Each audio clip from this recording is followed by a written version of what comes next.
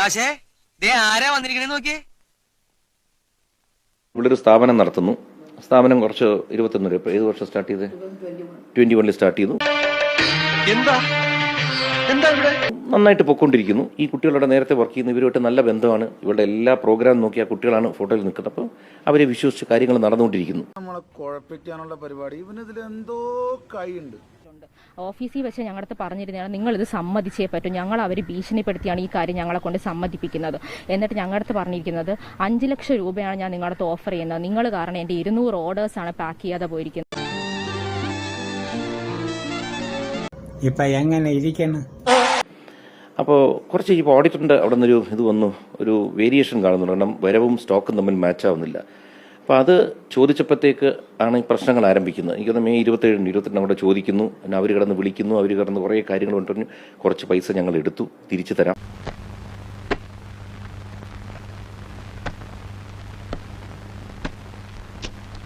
ഞങ്ങളെ ഫോൺ വഴി 3 പേരെ 3 നമ്പറിൽ നിന്ന് വിളിച്ച് ചീത്ത വിളിക്കുന്നുണ്ടായിരുന്നു. അതിൻ്റെ ഇടയ്ക്ക് ദിവ്യയുടെ അടുത്ത് വിളിച്ചിട്ട് എൻ്റെ ഹസ്ബൻഡിനെതിരെ കള്ളക്കേസ് കൊടുക്കുമെന്ന് പറയുന്നുണ്ടായിരുന്നു. അതിൻ്റെ സ്ക്രീൻഷോട്ട്സ് നമ്മുടെ കയ്യിലുണ്ട്. ദിയ സംസാരിക്കുന്നതിൻ്റെയൊക്കെ സ്ക്രീൻഷോട്ട് നമ്മുടെ കയ്യിലുണ്ട്. 69 ലക്ഷം രൂപയാണ് പോയിരിക്കുന്നത്. അപ്പോൾ ഈ 69 ലക്ഷം രൂപയും ഇതുമായിട്ട് മാച്ച് ആവുന്നില്ല. അപ്പോൾ അവർ പറഞ്ഞു ഞങ്ങൾക്ക് കുറച്ച് സമയം തരണം. ഞാൻ തരാം.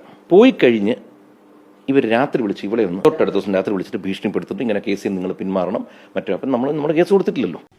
എന്നിട്ട് നിങ്ങൾ ചിന്തിക്കും നമ്മൾ എന്തിനാണ് അപ്പോൾ പൈസ കൊണ്ടുപോയെന്ന്. കാരണം ഇവർക്ക് ഇത്രയും പേയ്മെന്റ് വരുമ്പോൾ നമ്മളിപ്പോൾ മന്ത്ലി അവർക്ക് ഒരു 30,000 രൂപ 40,000 രൂപ കൊടുക്കുമ്പം ദിയ നമുക്കൊരു ഇൻക്രിമെന്റ് പോലെ നമുക്കൊരു 5,000 6,000 രൂപയൊക്കെ ഞങ്ങൾക്ക് സാലറി കൂടാതെ ഞങ്ങൾക്ക് ദിയ തരുമായിരുന്നു. അപ്പോൾ ദിയ അങ്ങനെ തരുന്നതുകൊണ്ടാണ് ഞങ്ങൾ ആദ്യം അതിനെപ്പറ്റി ചിന്തിക്കാതിരുന്നത്. പുണ്യം കിട്ടാനല്ല ജോലി ചെയ്യുന്നത്. എല്ലാത്തിനും നമ്മുടെ അഡ്രസ്സാണ് ഉപയോഗിക്കുന്നത്. ദിയയുടെ പേഴ്സണൽ കോൺടാക്റ്റോ ദിയയുടെ ഒരു കാര്യങ്ങളോ ദിയ ഒരിടത്തും ഉപയോഗിക്കത്തില്ല.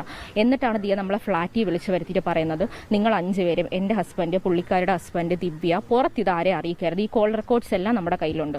എന്തൊക്കെയാണ് നടക്കുന്നേ? എന്തൊക്കെയാ എന്താ പറ, എനിക്കറിയില്ല.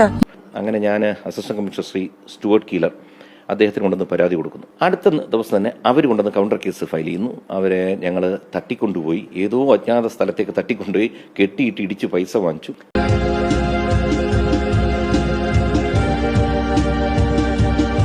ദിയ ആർക്കോൺ പ്രീമിയർ എന്ന് പറയുന്ന ദിയയുടെ ഫ്ലാറ്റിലോട്ട് ഞങ്ങളെ വിളിച്ചു വരുത്തുകയും രാവിലെ 10 മണിക്ക് എത്താനാണ് ദിയ നമ്മുടെ അടുത്ത് പറഞ്ഞിരിക്കുന്നത്.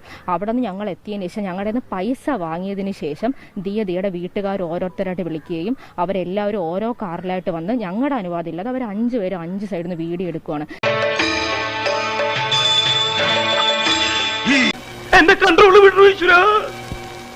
ഇതിപ്പോ എന്തു വെച്ചാൽ ഒരു കൗണ്ടർ കേസ് കൊടുത്തു അവര് തെറ്റ് ചെയ്തവർ. എന്നാൽ സ്റ്റേഷനിൽ കുറ്റം ചെയ്തതിന്റെയും കുറ്റം സമ്മതിച്ചതിന്റെയും വീഡിയോ ഇരിക്കുക. വ്യക്തമായില്ല.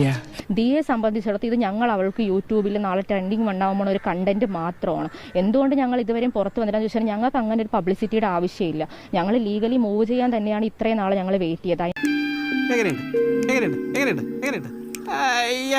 എന്നിട്ട് കൗണ്ടർ കേസ് കൊടുത്തിട്ട് നമ്മൾക്കെതിരെ, അതായത് പണം പോയവരെ ഹരാസ് ചെയ്യുന്ന രീതിയിൽ മ്യൂസിയം സി ആണ് നടപടി എടുത്തിരിക്കുന്നത്. ഇപ്പൊ എന്താണ് ഇതിന്റെ പിന്നിലും നമുക്കും അറിയില്ല.